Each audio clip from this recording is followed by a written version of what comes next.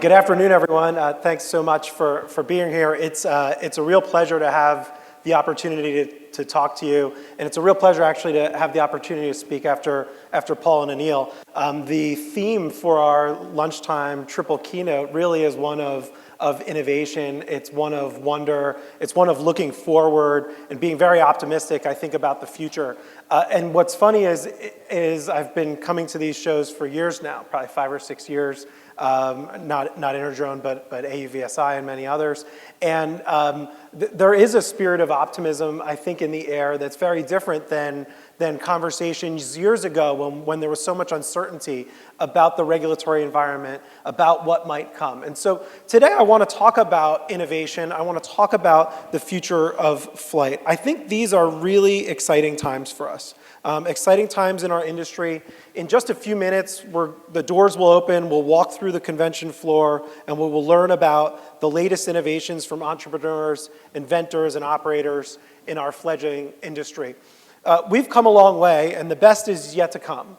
I fundamentally believe, as I'm sure many of you do, that drones are simply the future of aviation.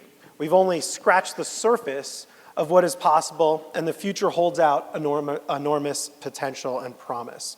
And so to fully realize the enormous benefits of drone technology, I think we should pause for a moment to understand where we are today and also think about what technology enablers are necessary to ensure an innovative future for aviation.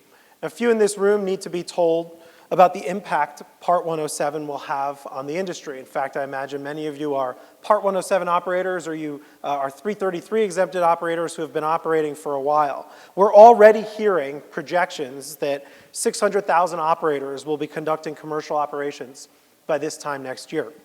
The scope and scale of these operations, which are exciting but limited, foreshadows the drone-filled future that is coming. And so as we think about how Part 107 opens the skies, what we should think about is how each Part 107 operation delivers value, delivers safety, and delivers efficiency. As drones conduct inspections and gather aerial intelligence, aerial images, they're oftentimes replacing a dangerous set of activities involving a person climbing a pole, a person getting up on a roof, or flying a manned aircraft at low altitude near obstacles and people.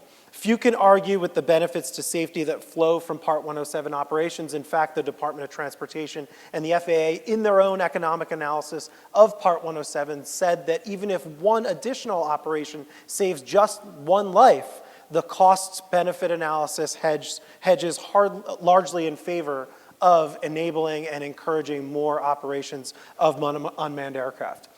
With that said, though, there's more work to be done. We need to find ways, we as an industry need to find ways to make the safety case that operations beyond line of sight, for example, or regularly conducted at night without waivers should become routine.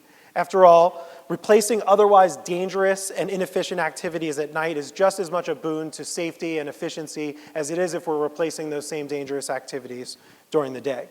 So let's talk a little bit about drones for tomorrow. For those of us who follow the industry closely, we know that Part 107 is really just an expansion of what many of us were already doing. Part 107 isn't the future as much as it is the memorialization of what we've long been asking for. What we're really thinking about now, and as we cast our eyes forward, it's certainly, at least when I do, I'm thinking about the future where we have millions of drones conducting billions of flights. The future, and I think what has many of us excited, is that 3 or 4 year off future. Drones operating autonomously beyond visual line of sight. You've heard from Amazon about their exciting vision for package delivery drones, delivering products quickly and safely with all of the collateral benefits to traffic decongestion and benefits to the environment. We know of Intel's ability to manage swarms of drones with onboard processing capabilities, sense and avoid, built-in RealSense cameras and AirMap airspace services built directly into the hardware. These technological developments are laying the groundwork for a future where drones do amazing new things. Drones will, in the future, carry, they will grasp, they will make remote repairs. Someday soon, drones with articulable arms will be dispatched to remote areas to pick people up, even, to repair infrastructure, to make repairs on the spot without human presence, or perhaps with a human who's present but only through an augmented reality interface. We have not seen innovation at this pace in aviation since the Wright brothers, and in fact, I would argue that the pace of innovation is faster than that which we saw at the dawn of aviation. So let's take a look now at the world as I see it. I see the world as a future where billions of operations will be taking place below 400 feet. In fact, many of the operations will be taking place below 200 feet, where those of you with a manned aviation background know obstacles are numerous and they are uncharted. While the density of manned traffic in this space may end up being less than we see at higher altitudes, the manned traffic that is operating down here will oftentimes be harder to spot and may not be making its presence known through ADS-B or through other means. And so if we approach this airspace that we see here, as we've approached the airspace where manned aviation is traditionally operated, we will never innovate at the pace necessary to secure an innovative drone-filled future.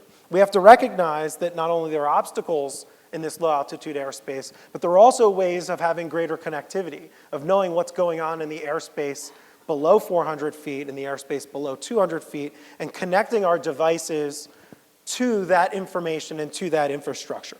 And so we'll never be able to see a drone economy functioning at scale until we start to change our thinking about the low-altitude airspace. A drone economy operating at scale looks something like this. That is to say, it scales out from many of the operations we're already seeing. This diagram paints a picture of the drone economy as it begins to function at scale. It's a future where we see the delivery of value at high scale in various segments ranging from transportation of items to monitoring and filming to communications and security applications, and certainly on transportation, what we at AirMap like to say is if you can deliver a package, you can deliver a person. And someday in the future, if we can navigate the low altitude airspace to deliver packages, I'm confident, as I think Intel's certainly confident, that we'll be able to deliver people in those areas as well. Operating at scale, though, means that the vast majority of those operations will have to occur with limited human intervention. We cannot rely on humans to be separating and managing traffic for us. Instead, we're going to need to rely on an infrastructure built specifically to handle unmanned aircraft. And so innovation in the future will largely be powered and amplified by some of the most important innovations of the 21st century. To achieve operations at scale, we'll find that the key enablers of innovation will be those inventions. And so what are those inventions? An interesting PWC diagram that I came across recently that we've adapted for my presentation, speaking about the 8 essential technologies that will really come to the fore between now and 2020. These technologies will transform society over the next 4 years. I would argue that drones have a touch point with at least 7 of these, perhaps 8 of these. And so the 7 essential technologies that I would ask you to challenge your thinking about when you think about drones are, what are drones really? Are drones really the small aircraft themselves? Are they, I mean, they certainly are aircraft, right, because they fly, but aren't they more than that? If we think about them slowly through the lens of legacy aviation, we miss almost everything about what will make them so impactful. They're, of course, also robots. That's another additional way of thinking about them. They are not just aircraft, they're not just robots, they're IoT devices, connecting to the internet, connecting to an infrastructure, interfacing with the world around them. They're platforms for augmented reality. They gather data that can be used, that can be augmented and analyzed using artificial intelligence. They can be 3D printed, or they can leverage 3D printing to deliver goods to remote areas that otherwise could never be brought to those areas. They can even use blockchain to secure aspects of their communications. In short, drones are the ultimate cross-cutting platform. How you view the technology informs how you try and solve problems. To move our industry forward, I think we must engage in the intellectual exercise of challenging our thinking. So what do we need to do to get to the future? What are the essential enabling technologies to get to the future? At AirMap, we use the acronym ACC.E.S.S. We refer to the technology needs using this acronym largely to focus on the elements that you see here. So let me talk through those. The first being awareness. Today, we deliver awareness to really millions of end users through AirMap's platform. That's developers through our SDK, that's manufacturers querying our platform. It's the AUVSI and FAA Know Before You Fly campaign using our platform. It's end users who have downloaded our apps, or any of over 600 developers who have signed up to create apps of their own. And what are we providing to them? We're providing to them awareness about the airspace in which they're operating. You might think about that as the types of areas of controlled airspace, if you're a recreational operator, the 5-mile radii around those particular airports. But it's also dynamic pieces of information. It's information about temporary flight restrictions. It's information about Department of Interior wildfires the moment the wildfire is ignited, not 48 hours later when the FAA gets around to issuing a temporary flight restriction. It's information about inbound low-altitude manned aircraft that are about to intersect with your position while you're operating your unmanned aircraft, something that we announced today in partnership with Passer, who powers the world's largest network, providing the same type of information for manned aviation. It's communications. It's a way, not only the integration, as you saw with Intel, of our information right onto the board to allow operators to understand the world around them and communicate their intent outwards. So you heard Paul talk about the possibility that someday in the future someone might be operating at a higher altitude in a known location ahead of time. How will they actually communicate their intent to conduct those operations in that place? We provide through AirMap a way for an individual to make what those of you who have participated in NASA UTM, a UTM Build 1 airspace reservation. I plan to operate in this area. I'm letting you know I'm operating here and others are operating here. Similarly, it's the ability for stakeholders to communicate about those types of things. And so we see it with Department of Interior wildfires. We could see it in other types of fires if emergency responders need to make it known that they're fighting something that has yet to get a temporary flight restriction, but is nevertheless important. One of the things I like to think about there on that type of communication is that every year the chili cook-off comes to town, in my town, the Labor Day chili cook-off, and it's basically a big outdoor festival. There's a Ferris wheel, there's a merry-go-round, there's a massive gathering of people. That field was previously a really good place to operate a drone. But unless you're appropriately equipped to fly over people, unless you're aware of the Ferris wheel that's at 150 feet above the ground, never getting a requirement that it be charted as an obstacle, if you're not aware of that, if you're not aware of that gathering and you don't have tools to be able to communicate that gathering outwards, we're left to rely solely on the sense and avoid on the equipment at the last moment instead of being able to plan efficiently around that known hazard ahead of time. And so communication tools, not only for the operators themselves, but so that stakeholders can communicate information up to them. We've also partnered with over 100 airports to provide this same type of real-time communication between operators and airports. And so you need not call an airport if you're a recreational operator to let them know you're operating near the airport. All you need to do is push a button on your app or in your integrated drone and immediately communicate your location in real time to stakeholders who need to know about that. The next element that we need to focus on, I think, is control. What are the elements of control for controlling the low altitude airspace? There are areas and swaths that areas of terrain that a regulator might approach and say, that area is unsafe for operations. If we can make a safety case, though, that we should be operating in that area, then who is the stakeholder who's responsible for controlling that airspace and allowing those types of operations, if they meet a risk-based performance set of criteria, to take place in that area? Then entry onto a network. All of this, everything that I'm talking about here, simply can't happen without a network behind it. If you're pushing a button to let others know that you're operating in the airspace, if you need information about restrictions dynamically about what's going on in the airspace, you need to ingest that as a single point on the network to be able to understand it, but then you also need to be able to communicate information about your operations out onto a broader network. And so that's where the network part of this comes about. None of this functions without security. This is security for the uplinks, security for the data, security for the APIs that are powering all of this.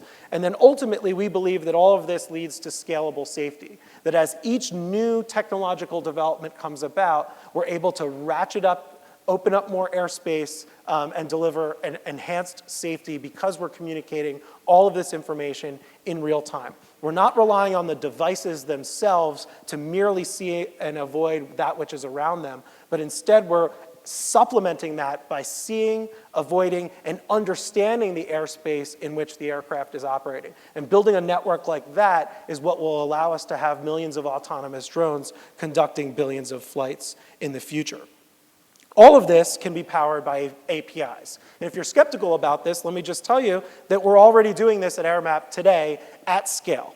This infrastructure is the force multiplier that will allow the industry to deliver value. Devices connected to the cloud, communicating with one another, and communicating with stakeholders as necessary. And so connected drones sense and understand the world around them. And so again, I want to challenge you, I want to ask this question: why would we regulate them like aircraft? And so, of course, a presentation from me, those of you who know me, wouldn't be complete without a bit of a brief diversion into law and public policy. And on this point, I want to also challenge our thinking. I begin from the premise that while unmanned aircraft are aircraft, their similarities with manned aircraft largely stop with the fact that they fly. The way forward for this industry is to think far less about what rules will make for a safe operating environment and instead think about what technologies will make for a safe operating environment. Not a prescriptive approach, but a demonstration of safety-based approach grounded in technology. To state it differently, more policy won't solve our problems. More safety-enhancing technology will. And so let me add a little fact here too, which is that I'm actually not fearful of the law and policy that will come. I'm a firm believer that the more this industry innovates, the more we show that drone technology is safer and more efficient, the more quickly we will see the future we all dream about become a reality. In short, law and policy are only a barrier to innovation if we as an industry aren't delivering solutions to policy problems. Treating drones as connected devices that know and understand the world around them changes the safety equation and changes the policy discussion. Just consider that a little over a year ago, drones and most of their operators were unaware of things like temporary flight restrictions issued by the FAA or stadium TFRs or wildfires on Department of Interior lands. Today, millions of drone operators have that type of information pushed to them in real time through the apps that power their drones or through third-party apps. Consider that operators previously had to rely on their human senses to be aware of low-altitude manned traffic that might interfere with their operation. Today, AirMap announced a partnership with Passer, and we are pushing those manned traffic alerts to operators in real time. If you're standing in a field somewhere and an inbound low-altitude aircraft is going to intersect with your position, you'll get an alert saying traffic, traffic, in the same way that you would be alerted if you were in a manned cockpit about an inbound aircraft coming to your, that you might be intersecting with. And so the bottom line is that the information needed for safe operations can be operationalized through APIs, and technology holds the promise of solving problems for us. Instead of fighting today's policy problems with more policy, we should be solving today's policy challenges with more technology. We should come forth with solutions and stop acting like the rules of manned aviation apply to unmanned aviation, and instead we should be demonstrating how a different rule set should apply to us because unmanned aircraft are safer today, and unmanned aircraft will continue to be safer in the future so long as we recognize that automation is superior to people and that technology can solve problems. In the same way that driverless cars will save lives, we must believe that unmanned aircraft will do the same. And we must passionately advocate for technology solutions to societal problems. And so as we think about the future of aviation, we shouldn't think about it necessarily as evolution, but instead as a revolution. So as you head to the floor, let me once again challenge you to consider your own thinking. How do you view this technology? Is it the technology of today, line-of-sight operations piloted mostly by a human? Or is it the technology of tomorrow, autonomous, beyond line of sight, with intelligence on board the aircraft and with connections to the physical world through a cloud-based infrastructure that provides access to more airspace through awareness and through safety solutions? More safety, more efficient operations, all can be delivered with greater advances in technology. And so also ask yourselves, are we moving fast enough in creating the technology solutions that will get us to the future? Are we holding off on delivering those technology solutions because we're waiting for some regulatory blessing? Or are we going out and experimenting and demonstrating that we are safer? I believe we are safer. I believe that drones are already delivering tremendous value. They're saving lives and creating new jobs and delivering enormous economic value. And we are just at the beginning. Soon, millions of drones will be conducting billions of flights. Through the work of the experts gathered here today And through the work of innovators who have not yet begun to work, we will see a revolution in aviation. Drones are part of the future of aviation, and you are part of that future. I'm proud to partner with you as we reinvent aviation for the 21st century, and I'm looking forward to what the future holds. Thank you.